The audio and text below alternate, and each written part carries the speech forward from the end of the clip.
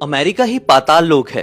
जिस पाताल लोक के बारे में हम बचपन से सुनते आ रहे हैं, ग्रंथों पुराणों में पढ़ते आ रहे हैं, वो कुछ और नहीं बल्कि अमेरिका ही है।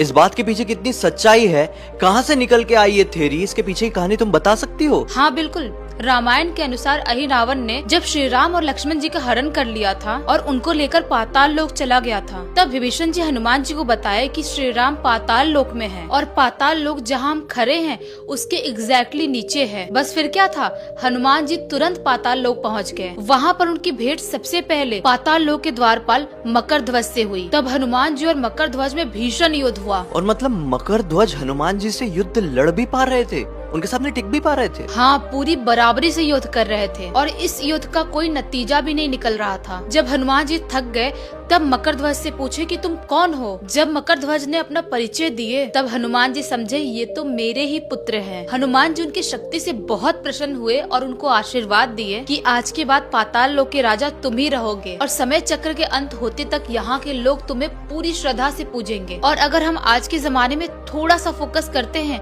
और थोड़ी सी हिस्ट्री की तरफ जाते हैं तो आज से कुछ साल पहले सेंट्रल अमेरिका के एक पर्टिकुलर रीजन में मायन सभ्यता के लोग रहा करते थे, जो कि एक मंकी गॉड की पूरी श्रद्धा से पूजा किया करते थे। इस बात के काफी सारे प्रमाण पूरी दुनिया के सामने आ चुके हैं। तो यार इसका मतलब तो ये काफी ज्यादा पॉसिबिलिटी है कि वो मंकी गॉड कोई और नहीं बल्कि स्वयं मकरध्वज ही थे। और इतना ही नहीं, जब आप पृथ्वी की ज्योग्राफी को थोड़ा ध्यान से समझेंगे तो आप ये पाएंगे कि इंडिया के exactly diametrically opposite Central America ही एग्जिस्ट करता है। तो यहाँ से तो ये साफ साफ समझ में आ रहा है कि इंडिया ऊपर और उसके एग्जैक्टली नीचे सेंट्रल अमेरिका।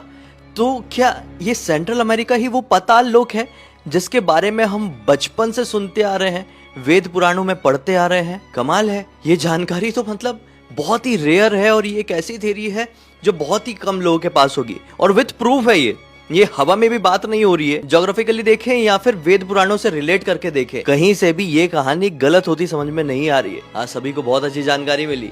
इसी बात पे कहो जय श्री राम, जय बजरंगबली।